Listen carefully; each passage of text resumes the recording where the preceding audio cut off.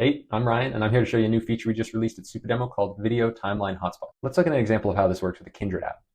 So in this demo, it shows a user going through, searching for a home that they want to browse. In this context, they're searching through Miami, and they're going to scroll through and browse some homes. It's a good video that shows how the app works, shows the core functionality of the product. But one thing it's lacking is a pause where someone can step in and explain the significance of each step or call attention to a particular thing that the user is doing. So let's see with the video timeline hotspot if we can add a couple of these to make this recording a lot more powerful. So here we are in the Supademo editor where we're going to edit the Kindred demo that we just watched.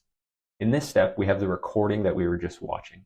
We see the user clicking through, they're scrolling, they're going to type in what they want, but what it's really lacking is the step where we stop the video and call their attention to something of importance. So let's add one in.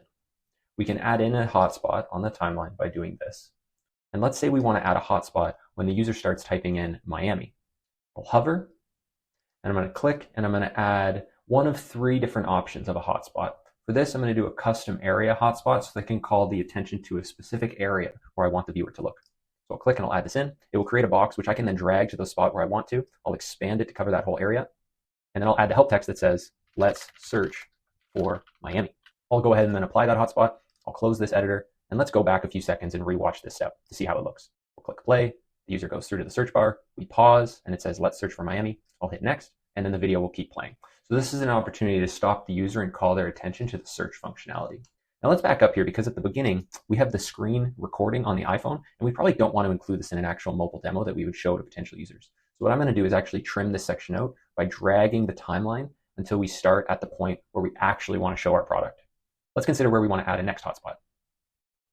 So in this part of the recording, the user is scrolling through the different homes browsing, and then they click the map when they get here. And I think it's worth adding a hotspot to call the attention to the map button because we could have missed it in the recording. So I'm going to jump back into the editor here and play the video right to about here when they click on the map.